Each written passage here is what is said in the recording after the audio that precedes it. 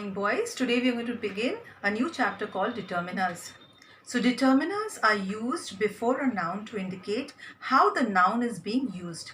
It gives an indication of the quantity, whether big or small. There are four kinds of determiners which you have already done in your junior classes. And they are articles a, an and the, which you know about. Demonstrative pronouns, this, that, these and those, which you already know about. Then possessive pronouns, mine, yours, his, hers, and we have quantifiers telling you the quantity, whether it is much, more, little or less. So we will begin with the definite, indefinite articles, a and an, and then we will do the definite articles, the. So we begin with articles a, an and the, and we come to the indefinite articles, that is a and an. So a and an are used before singular noun. When do we use a? A is used with words that begin with consonants or words that sound like consonants. Example, a chair. So C is a consonant. So we use a door, a fan, a hotel. But we say a university. Now U is a vowel.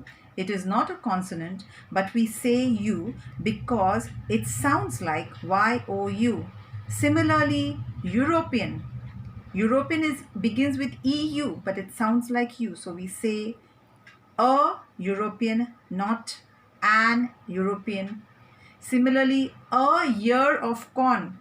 So here year is EAR, but it sounds like YEAR.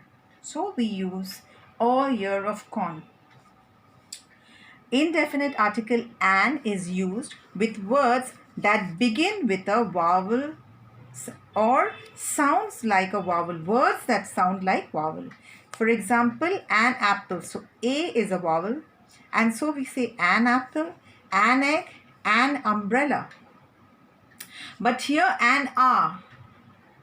H is a consonant, but we say H because H is silent here. So we can hear R and not hover.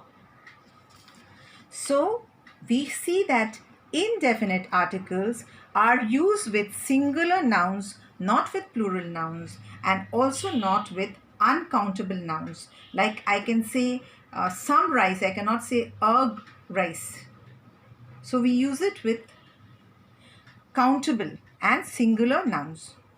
A or an is also used when something is being mentioned for the first time. Like, I met a beggar. So I do not know the beggar. I met him for the first time. So I say I met a beggar. I met an optician yesterday. So I do not know that optician. I had an appointment with him, and so I met him for the first time yesterday. We also use indefinite articles when we say what someone's job is. Like, my uncle is a doctor. So a doctor here.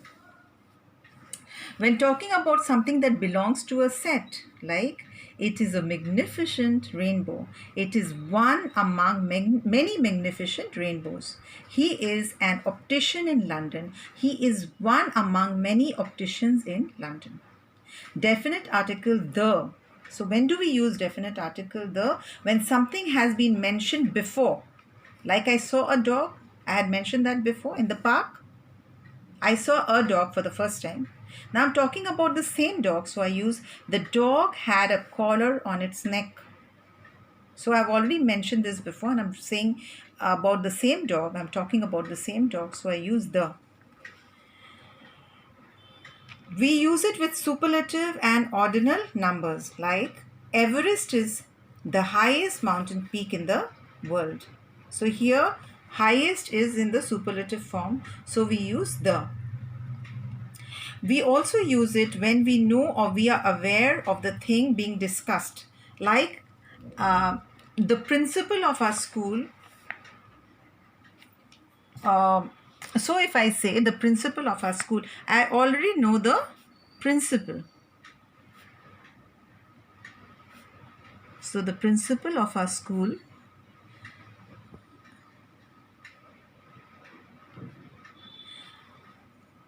came on the rounds. So The principal of our school. Now, the principal, because we already know the principal. If we do not know the principal, I could have said, oh, the boy who lives upstairs. So I know the boy who lives upstairs. Or the neighbor who lives next door. I know the neighbor. So when I know something, I use the definite article, the. Again, it is used for a group of people. The rich don't know how the poor live. So the rich is a group of people, we use the. And again, poor, a group of people. So we use the before poor.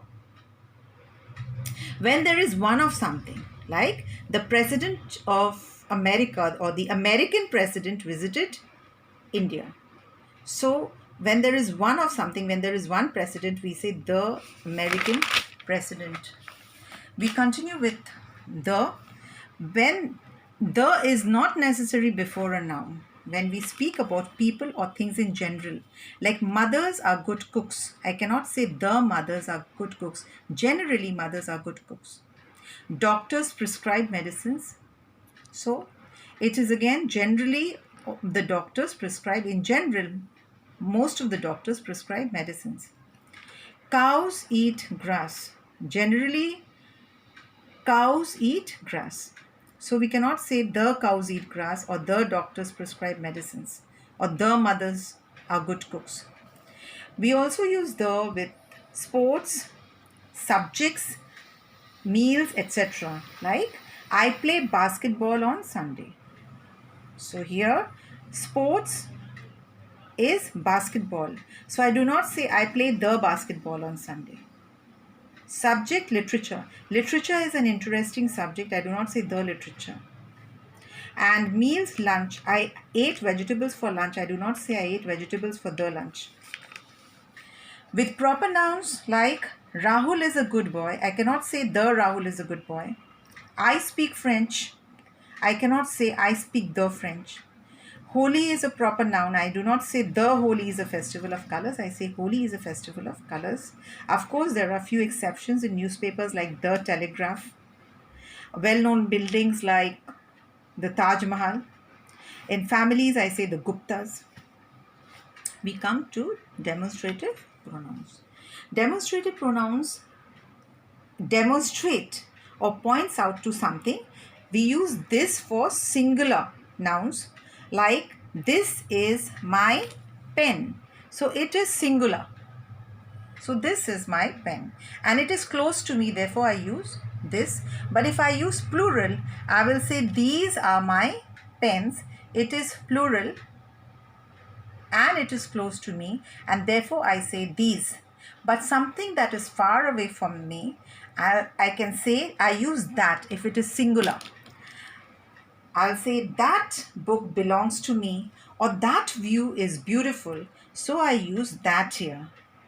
Those, again, if it is far away from me and it is in plural form, I use those like. Those mountain peaks are blue. We come to possessive pronouns. It shows belonging. Here, the book belongs to me, it is mine. The book belongs to us, it is ours. In the second person, the book belongs to you, it is yours. Third person, the book belongs to him, it is his. The book belongs to her, it is hers. Them, the book belongs to them, it is theirs. Now we have done singular noun. I come to plural noun. The books belong, it cannot be belongs. Books belong to me, they are mine. The books belong to you, they are yours. The books belong to him, they are his. The book belongs to her, they are hers. The book belongs to them, they are theirs. Now we notice something, that here in the singular and here in the plural, the possessive form here are the same, like mine, mine, yours, yours, his, hers, hers, theirs, theirs. So irrespective whether the noun is singular or plural, the possessive form does not change. It remains the same. Now we will do quantifiers, which shows quantity big or small. There are no students. We can count the students. So this is when we show quantity means almost nothing or nothing. So there are no students. There is no water. Water is uncountable noun. So when we use uncountable noun, so there is no water. So here we use are and here we use is. There aren't any students. We can count the students, and so we use s here because we can count them. It comes in the plural form. Water cannot be used in the plural form. We do not have waters. So there aren't any students. There isn't any water. For some, we had done nothing. Now we come to quantity, some quantity. Like there aren't many shirts, so there are few shirts. Okay. And here there isn't much milk. So shirts we can count, milk we cannot count. Okay. So we use much. There are hardly any cars on the road. So there are hardly, we cannot count, there are very few cars on the road. And there isn't much information. We cannot count information. We can use much here. I ate a few apples, again showing little quantity, and we can count them. There are few apples on the table. In uncountable, there is little rice in the bowl. I cannot say there are little rice. So it is. When we speak about large quantities, there are a lot of toys in the shop. There is lot of sugar in the tea. There are plenty of bottles on the shelf. He gave me plenty of advice. So we use these quantifiers, much, little, more, some, and words like some, any, no, a lot of, enough, plenty of can be used for both countable and uncountable nouns.